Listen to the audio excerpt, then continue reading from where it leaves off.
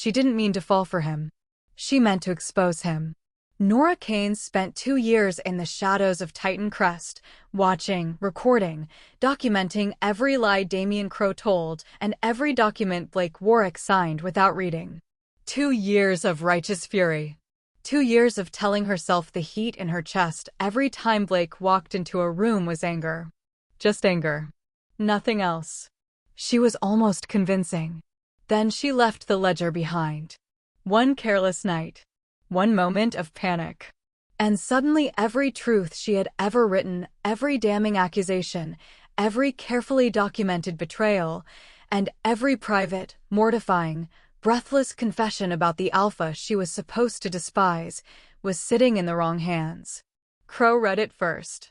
He smiled the way men smile when they find a weapon. Blake read it second. And something in him that had been locked shut for 2 years quietly, in the dark, alone, finally broke open.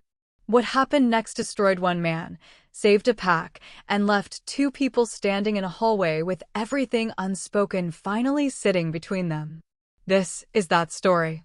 If slow burn tension that makes you hold your breath is your thing, like, share, and subscribe. This one took everything we had to write. Let's get into it. Chapter 1. Titan Crest was not the kind of place that made you feel welcome. It was functional. Efficient. Built for hierarchy the way a machine is built for output, every piece in its designated place, every person in their designated lane. The compound ran on rank. Rank decided where you ate, where you sat, who held the door, and who walked through it first. It was not cruel, exactly. It was just precise. And in a place that precise, the people at the bottom learned one thing very quickly. Being invisible was not a disadvantage. It was a skill. Nora Kane had been perfecting it for 2 years. Her official title was Records Keeper, Administrative Division. Her actual job, as anyone in Titan Crest would have described it, was filing, maintaining medical logs, archiving supply manifests, making sure the paperwork stayed organized and the shelves stayed ordered and the numbers in the ledgers matched the numbers in the reports. It was the kind of work that made people's eyes slide away from you mid-conversation. The kind of work that got you thanked with a nod and forgotten with a blink. Nora had chosen it deliberately. Not because she loved filing. Because filing meant access. It meant keys to every records room in the compound, a reason to be anywhere at any time, and the kind of unremarkable face that let her stand in doorways and hallways and corridors for just a beat longer than necessary, long enough to watch and remember, and write it down later. She moved through the compound like furniture. That was intentional. Invisible women here more than visible ones. She had learned that before she ever set foot inside Titan Crest, raised by a father who taught her to watch a room before she entered it. Old habit. New purpose. What Nora actually did, in the hours after the compound quieted and the important people went to their important dinners, was sit with 2 ledgers open side by side. The official one. And her own. The official record said everything was fine. Her ledger said something different. Pack members were filing medical requests, omegas, low-rank betas, border patrol volunteers who came back from assignments with injuries that didn't get reported in any way that would inconvenience anyone. The requests went in. The approvals came back. The funds showed as disbursed. The treatments did not come. The names would sit on the roster for a week, sometimes 2, and then quietly disappear, not because they were covered, but because someone removed them. Someone with access. Someone with a reason to keep the numbers looking clean. Nora had started tracking it 6 weeks after she arrived, when a woman named Dara in the Eastern Housing Block showed her an untreated shoulder injury from a border incident that the medical records insisted had been fully addressed. The records were dated 3 days after the incident. The injury on Dara's shoulder was still open. She went back to the files. She pulled the supply manifests for that week. The medical shipment was logged as delivered, date, time, receiving signature, everything immaculate. She cross-referenced the signature against the access logs for the medical bay. The signature belonged to a man who had been on leave that entire week. Someone had forged it. Neatly. Carefully. Professionally. She followed the paperwork trail the way you follow a thread, carefully, slowly, making sure nothing moved or shifted behind her as she went. It took 6 weeks. It led to a name. Trent Blackwood. Rival Alpha. Outside the compound. Contracts routed through a logistics company that didn't quite exist. She followed it one step further. That step led her somewhere closer. Somewhere inside. Damian Crowe.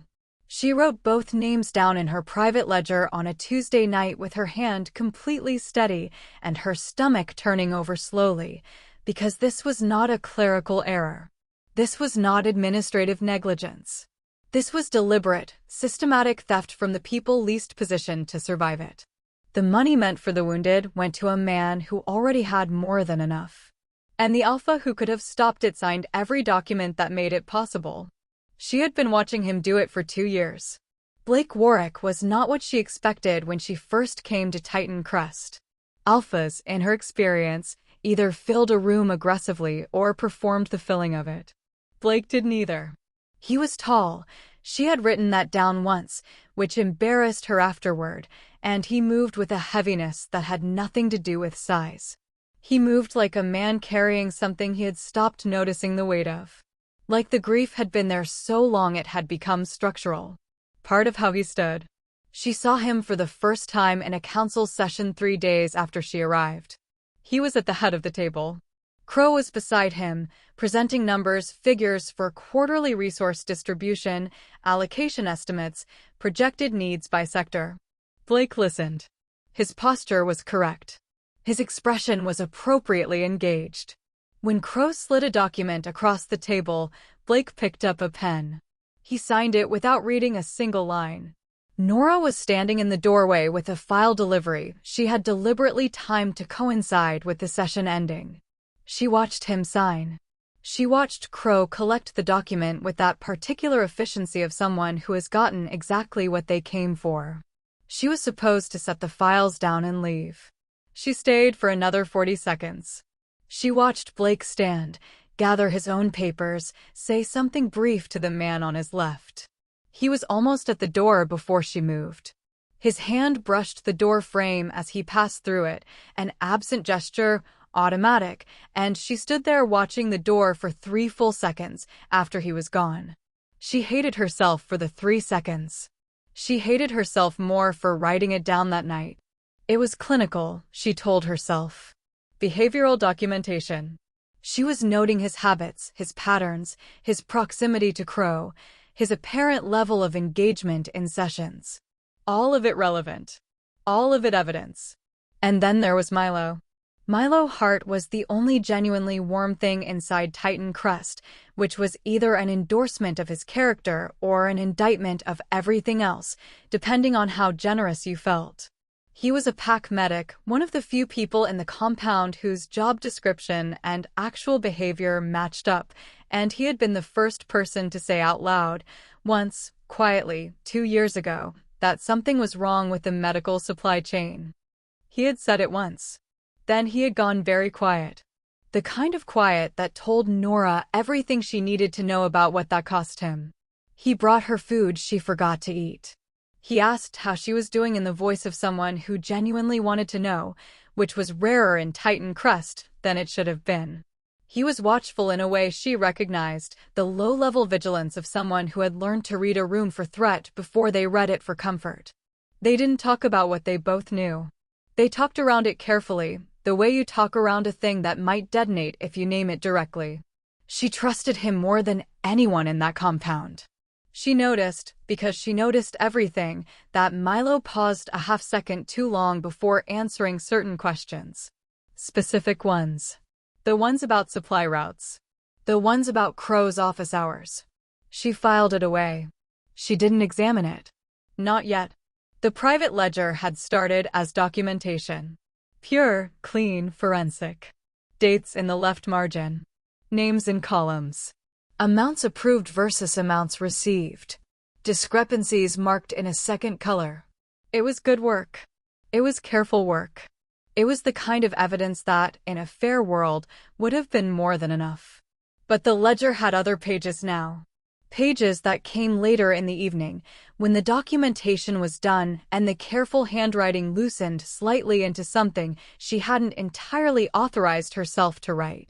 He stood at the window after the council session for 11 minutes. I counted. He didn't speak to anyone. He didn't look at his phone. He just stood there. I don't know what he was thinking.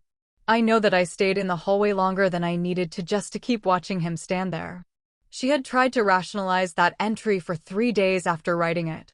She had almost crossed it out twice. She hadn't. There were more. Deeper in. He carries grief like a second skin. It makes him slower than he should be. It makes him careful in ways that look like weakness. I resent him for it. I also understand it in a way I don't want to examine too closely. She had told herself, and this was true, that the ledger was evidence. It was. Every word was accurate. Every observation was real. But somewhere in the second year, without announcing itself, the ledger had become something else, too. Something she couldn't entirely name and refused to look at directly. She should have been more careful with it. She wasn't. It was a Tuesday night. She was in the medical wing records room, her room, the one she used after hours because it locked from the inside and had no security camera. She had the ledger open to a new page. Another discrepancy. Another entry. Her pen was moving steadily. Then she heard footsteps in the corridor. Her body moved before her mind finished the thought. She pushed the ledger under a stack of supply manifests, turned off the desk lamp, and slipped out through the side door in 4 seconds flat. Clean. Practiced. She had an exit route for every room she worked in. That was not paranoia. That was 2 years of understanding exactly what she was doing and who would want to stop her. She was back in her quarters before she reached for it. Her bag was exactly where she'd set it. She reached in for the familiar worn edge of the cover. Her hand found nothing. She went still. She went back through every minute of the last hour the way you recount a dream carefully, trying not to let the details slip. She remembered opening the ledger. She remembered writing. She remembered hearing the footsteps, remembered pushing it under the files. She did not remember picking it up. She went back immediately. The corridor was empty. The medical wing was dark. The stack of supply manifests was exactly where she had left it. The ledger was not underneath it. She searched for 40 minutes. Every drawer. Every shelf. Every corner of that room. Twice, 3 times, methodically, silently, not making noise even though her hands were starting to shake, because noise meant attention, and attention was the last thing she could afford right now. It wasn't there. Someone had been in that room. Someone had seen the cover. Someone had opened the first page and seen her name written in the corner in her own careful hand. She walked back to her quarters with her face neutral and her jaw locked and her mind running very fast and very cold through every possible outcome. The music cut out. The corridor was silent. She sat on the edge of her bed and she did not sleep. Not 1 hour. Not 1 minute. Because whoever had that ledger had everything. Every accusation. Every documented lie. Every name, every date, every number that didn't match. 2 years of dangerous truth assembled in one place. And every private, unguarded, mortifying word she had ever written about Blake Warwick in the margins of her own courage. Before we move forward, Nora spent 2 years watching people get hurt, documenting everything, doing it completely alone because she had no one to hand it to and no guarantee anyone would listen. I want to ask you something real. Would you have stayed quiet in her position? Or would you have said something sooner, knowing what it might cost you? Drop your answer in the comments. I want to know. And if this story is already getting under your skin, hit like, share it with someone who loves a slow burn, and subscribe so you're here when Act 2 starts. Because what happens next changes everything. Chapter 2. Damien Crowe locked his office door at 11:17 on a Tuesday night. He did not do this because he was afraid. He did it because he was careful. There was a difference, and Crowe had spent 30 years making sure everyone around him understood which one he was. He set the ledger on his desk and opened it from the beginning. He read slowly.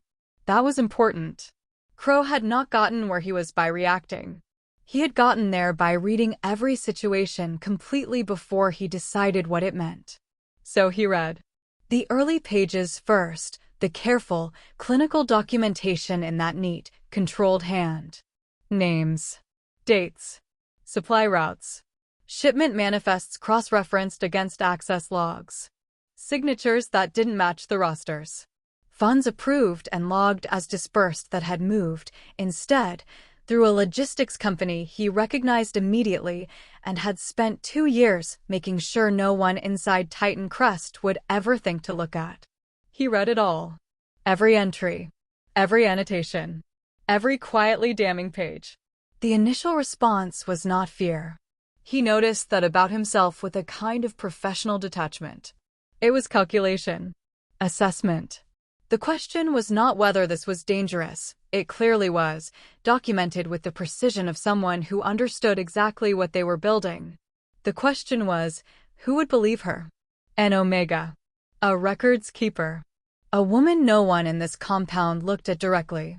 Against him. Against his 30 years of carefully constructed authority, his counsel relationships, his careful management of every alpha who had sat in that chair since Blake Warwick's father died and left a grieving 23-year-old in his place. The answer was no one. Not without the ledger. Not without something to force the question open. He turned to the later pages.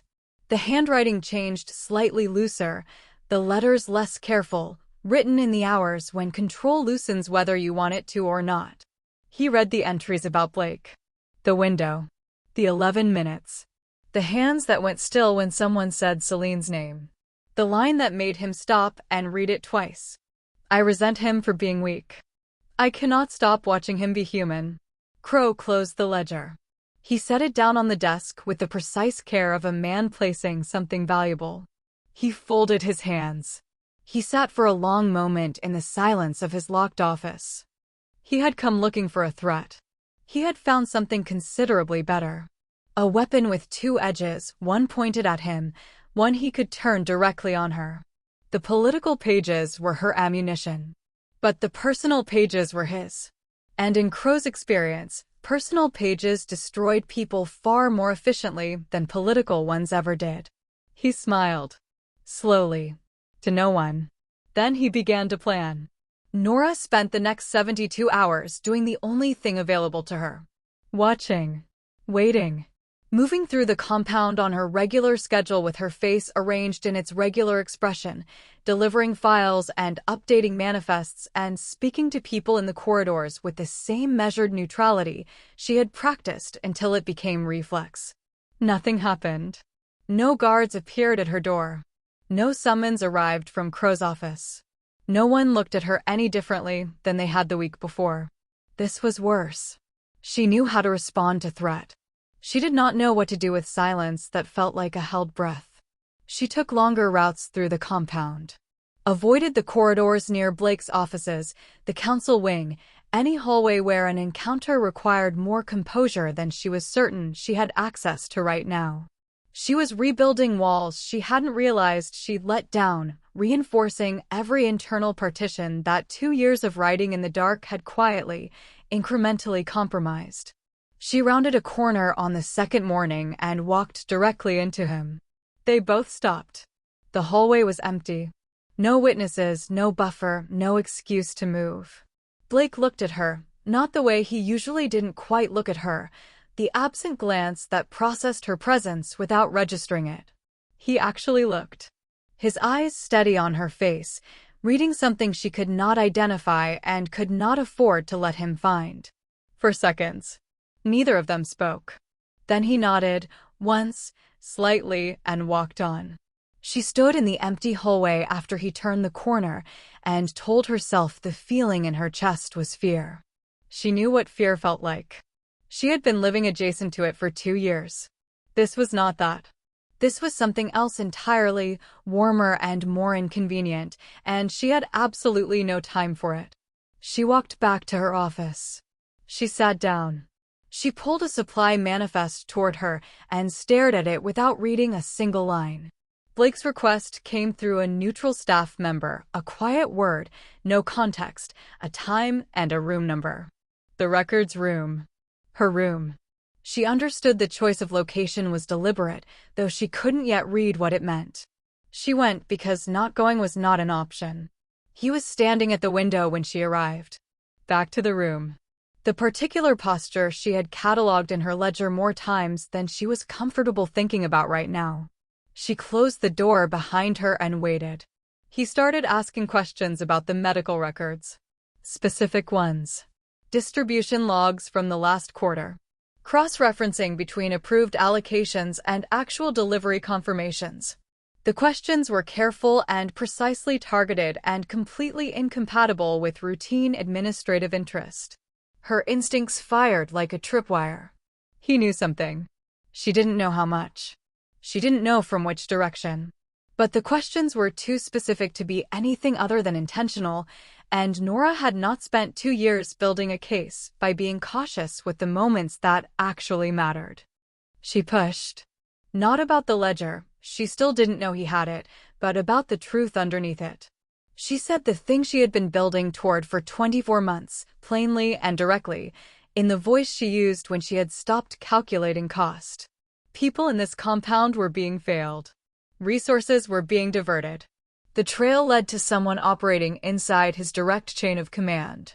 The alpha who could stop it had been signing documents approving it for 2 years, and she needed him to understand that people had been hurt, actual people with names and injuries and untreated wounds, because of what he had not been paying attention to.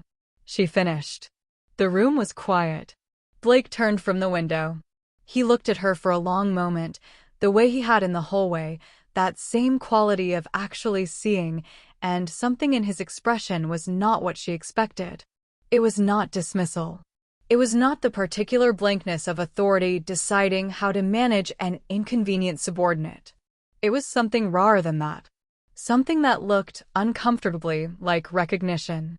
When he spoke, his voice was low, quiet in a way that made the room feel smaller. I cared about one person who trusted Crow. She didn't survive it. The silence after that line had weight. Physical weight. Nora did not move. Did not speak. She stood very still and let it land completely, because she understood instinctively that speaking would interrupt something that needed space. Because everything rearranged itself in that silence. Every session she had watched through doorways. Every signature on every page. The alpha who appeared to see nothing and feel nothing and question nothing. He hadn't been blind. He had been paralyzed. Crushed between a suspicion he couldn't confirm and a grief so catastrophic that confirming it would mean accepting he had failed Celine, not just once but twice. And somewhere in the last 3 months, something had shifted. Quietly. Without announcement. Some internal thing had moved. He didn't explain further. He dismissed her in a few words, not unkindly, with the efficient finality of someone who has said precisely as much as they intended to say. She was at the door when his voice came again. He was still facing the window. Be careful who you trust in this building, Nora. Her name. Her actual name. First time he had ever used it. She walked back to her quarters with her hands completely steady. She waited until the door was closed, until the latch clicked, until she was absolutely certain she was alone. Then she let them shake. The formal announcement came 2 days later. Crow called an emergency council session on grounds of pack security. Internal threat. Unauthorized surveillance. A low-rank employee with a documented pattern of behavior constituting conspiracy against pack leadership. He did not name her publicly. Not yet. He released just enough for the rumor to move through the compound on its own, which it did, the way rumors always do in closed systems, faster than fact, louder than evidence, stopping conversation in corridors the moment she walked into them. Milo came to find her that afternoon. He sat across from her at the small table in her quarters and told her what he'd heard in the careful voice of someone delivering news they wish they didn't have. He looked at the table more than at her. She noticed that. She filed it away without examining it yet, The way you set something down that you know will need your full attention and you're not ready to give it. He left. She sat with what he'd told her. He came back that night. Alone. Late enough that the corridor outside her door was silent. He closed the door behind him. He didn't sit down. He stood near the wall with his arms crossed over his chest, tight, contained, the posture of someone using their own body to hold something in. She had seen that posture before. On people who had already decided to say the thing they came to say and were terrified of what happened after. He told her. He had given Crow the room number. Her room, the one she used after hours, the one she had chosen for its lock and its blind spot from the security cameras. He had told Crow which nights she worked late. He had believed, and she heard in his voice that he had genuinely believed it, that Crow only wanted to warn her. A quiet conversation. A private correction. He thought he was protecting her from something worse. He had been wrong, and he had known he was wrong for 3 weeks, and he had not told her, and now here he was standing against her wall, unable to look directly at her face. Nora didn't move. She looked at him for a long time. Her face didn't change. That was the thing about Nora. When something hit her hardest, she went absolutely still. The stillness was not composure. It was the thing that came before composure, when the body absorbs impact before the mind decides what to do with it. How long, she asked. 3 weeks. He had known for 3 weeks. She didn't scream. She didn't cry. She nodded once, slowly, and asked him to leave. The door closed. The room was very quiet. She sat there and thought about every morning Milo had brought her coffee without being asked. Every time he'd appeared in a doorway to check on her with that particular warmth she had trusted more than almost anything else in this compound. All of it real. She didn't doubt that for a second. His guilt was proof enough that it had been real. But even real warmth had a breaking point. Even people who genuinely cared about you had a cost they wouldn't pay, a line they wouldn't cross, a place where self-preservation won quietly in the dark. Even the good ones break. That was not new information. It just hurt differently coming from him. 20 minutes later, she stood up. She stopped crying. She started thinking. Across the compound, in quarters that held more silence than a room that size should be able to contain, Blake Warwick sat alone with the ledger open in his hands. He had retrieved it 3 days after it was taken. A loyalist had intercepted Crow's man before the handoff completed. He had the ledger. Crow believed he still had it. That gap was the only advantage Blake currently held, and he had been using it with the methodical patience of a man who had learned, too late and at too high a price, what happened when you moved without being certain. He had read the political sections first. Cross-referenced every entry against the documentation his own quiet investigation had been building. Every name Nora recorded matched. Every discrepancy she flagged could be verified. She had assembled, without realizing she was doing it, a case so complete that a competent counsel could not dismiss it. But tonight he had reached the back pages. The ones where the handwriting changed. He read the line about the 11 minutes at the window. He sat back. He thought about that specific afternoon, the particular quality of the light, the way he had stood there after the session, not because he intended to, but because the momentum to move had simply left him. He had not known anyone was watching. He had not known that somewhere behind him in the corridor, a woman was counting the minutes and writing them down later with something that was not clinical detachment, whatever she told herself it was. He read the line about grief like a second skin. He read it twice. He read, "I resent him for being weak. I cannot stop watching him be human." He closed the ledger. The room was dark. He sat in it for a long time. He thought about Celine, the specific, private way he thought about her now, not the open wound of the first year, but the scar tissue version, permanent and present and no longer bleeding. He thought about 2 years of performing the motions of an alpha while something essential stayed locked down and still. He thought about a woman who had spent 24 months in his peripheral vision, invisible by design, watching him with an attention so precise that she had documented the exact shape of his grief like it was something that deserved to be recorded. Like it mattered. Like he did. He stood up. He went to find her. The knock came late. 3 quiet beats. Nora had been sitting in the dark herself. She hadn't turned the light on after Milo left and hadn't found a reason to since. She crossed to the door and opened it, and Blake Warwick was standing in her hallway with the ledger held loosely at his side, not brandished, not referenced, just present. A fact between them.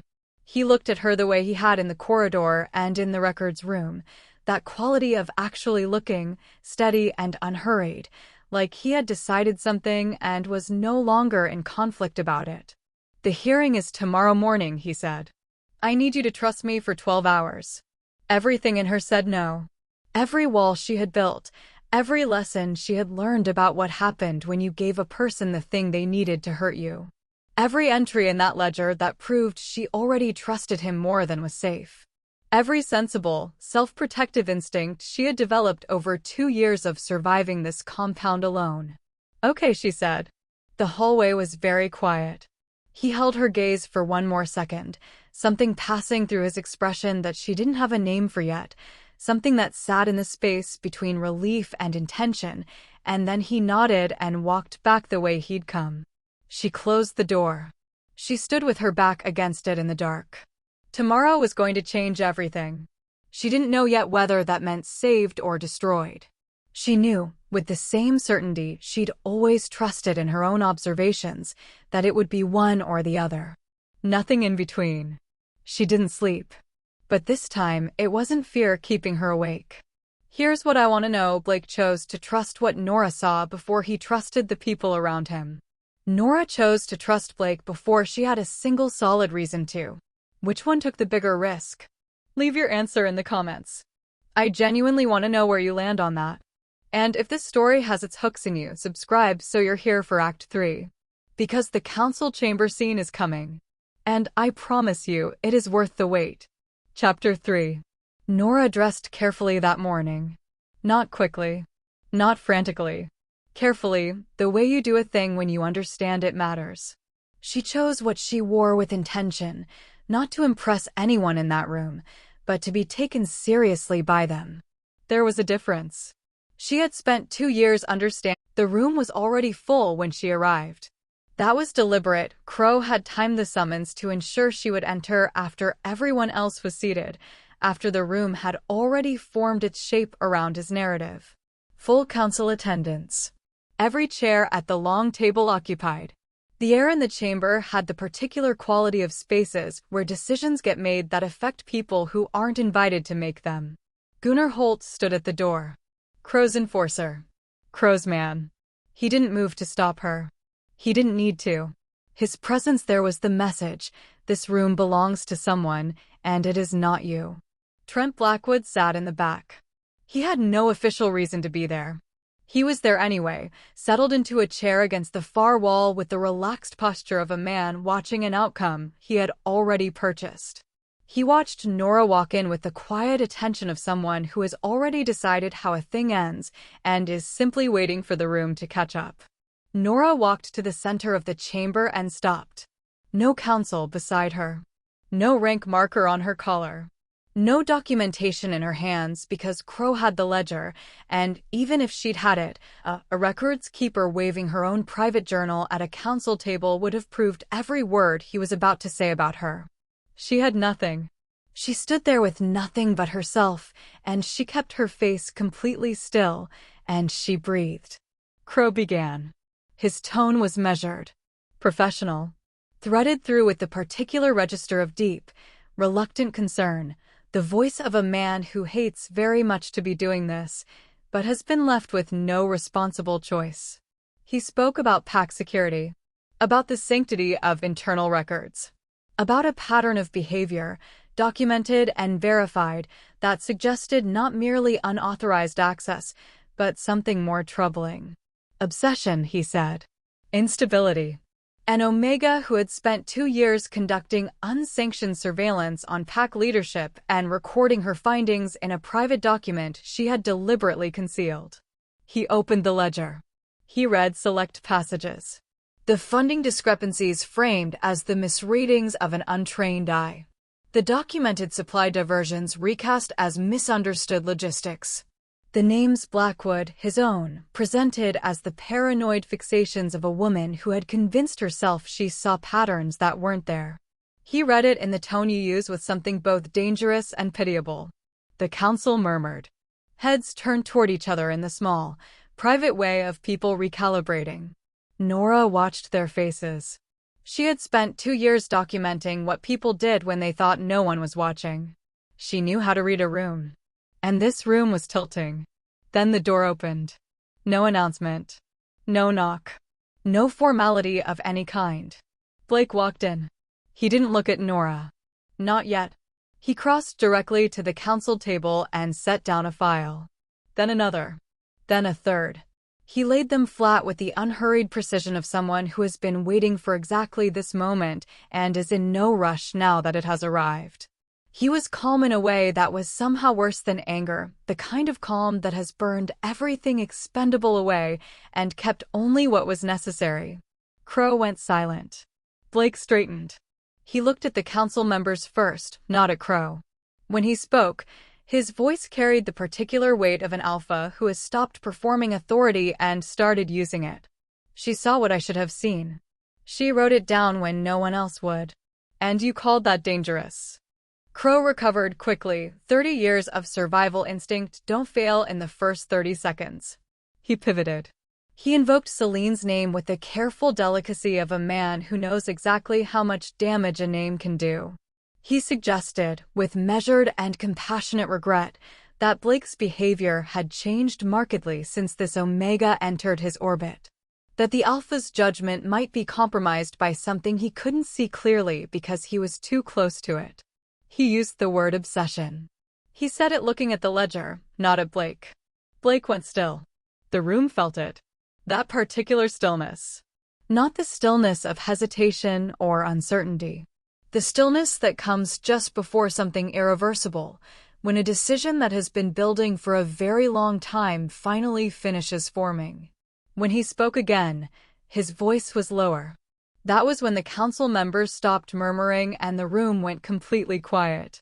My mate died in this PAC's medical facility. Under your oversight. With funds that were never dispersed. I have been sitting with that for 2 years.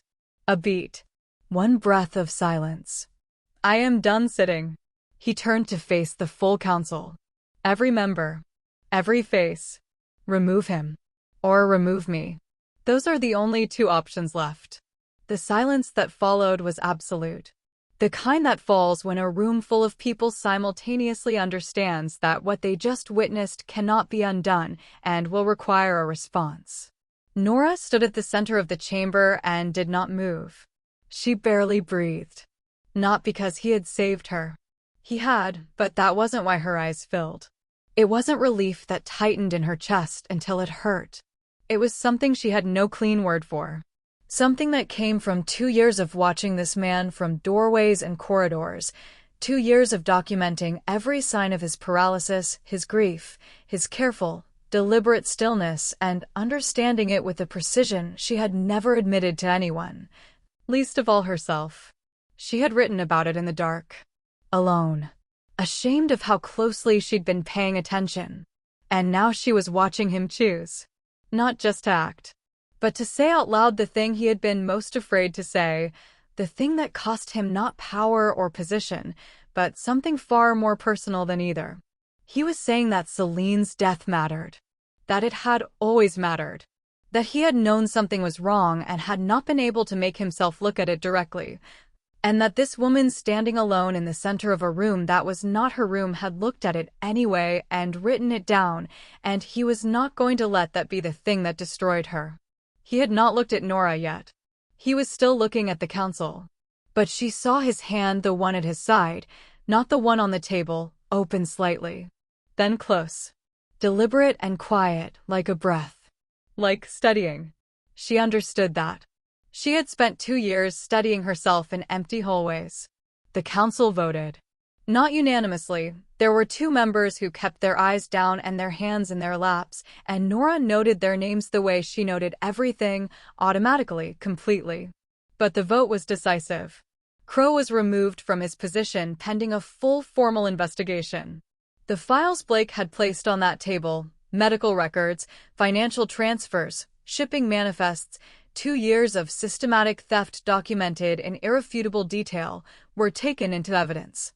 Trent Blackwood left without a word. No acknowledgement, no argument, no visible reaction. Just a man in a chair, and then the absence of him. That told Nora everything she needed to know about what he would do next. She filed it away. Gunnar Holt remained at his post by the door through all of it. Still, expressionless. Watching everything with the particular attention of a man taking stock of what he had done and what it would cost him to keep doing it. Nora was formally absolved before the session closed. Her father, a man who had raised her to look at things clearly, who was watching her be looked at clearly for the first time, was given one line, one moment by the chamber door, his hand on her shoulder, and nothing said because nothing needed to be. She held his gaze for exactly 2 seconds, and then she walked out. The hallway outside the chamber emptied slowly. People filtered past in small clusters, voices low, the particular energy of a space where something significant just shifted and no one is quite ready to say so out loud yet. Blake found her near the far end of the corridor where it turned and the foot traffic thinned. He didn't say much. He asked if she was all right. She said yes. The word came out steady and immediate, the reflexive answer of someone who has been fine on their own for so long it has become the only available response. He knew she was lying. He didn't call her on it. He simply stood there, close enough that she was aware of the warmth of him, of the particular quality of his silence, not empty silence, not the careful managed blankness of the last 2 years, but something present and unhurried and entirely focused on her. Something had changed between them. Or maybe it hadn't changed at all. Maybe it had always been exactly this, and they had both simply been too occupied with surviving the same building from opposite ends of it to admit what they already knew. The ledger. The 11 minutes at the window. His hand on the council table. Her standing alone in the center of that room and not breaking. All of it between them now, named and real and impossible to put back. He looked at her the way she had always wanted someone in this building to look at her. Not through her. Not past her. At her. Like she was the thing in the room worth looking at. Then he asked her one question. How long did you watch me before you started writing it down? Nora Kane, who had built her entire identity on the bone-deep discipline of honesty, who had documented 2 years of institutional corruption, 2 years of her own inconvenient and unasked for feelings, 2 years of truths no one else in that compound had been willing to say out loud, opened her mouth. And said nothing. The hallway was very quiet. He waited. Nora Kane was never supposed to matter. She had no rank. No alpha standing behind her. No protection except the one thing no one in that compound ever found a way to take from her, the willingness to write the truth down even when it terrified her. Even when the truth was about herself. The ledger that was supposed to destroy her was the same ledger that saved her. And the man she had spent 2 years resenting and watching and writing about in the margins of her own courage had read every page. He knew. And he was still standing in that hallway asking her how long. She still hadn't answered. And what you need to understand, what makes that silence carry the weight of the entire story, is that Nora Kane had never once in her life been afraid to speak. Not to Crow. Not to the council. Not to anyone. Which means that silence was not fear. It was something she didn't have a word for yet. Something that required more courage than 2 years of documentation had prepared her for. Something that had nothing to do with evidence and everything to do with being seen, so completely by someone that the truth of it takes your voice away. If this story stayed with you, if you're still standing in that hallway with them, still waiting for her answer, leave a comment and tell me what you think she should have said. I read every single one. Share this with someone who needs a slow burn that actually pays off. And if you're not subscribed yet, Now is the time, because this story isn't finished. She still hasn't answered. I'll see you in the next one.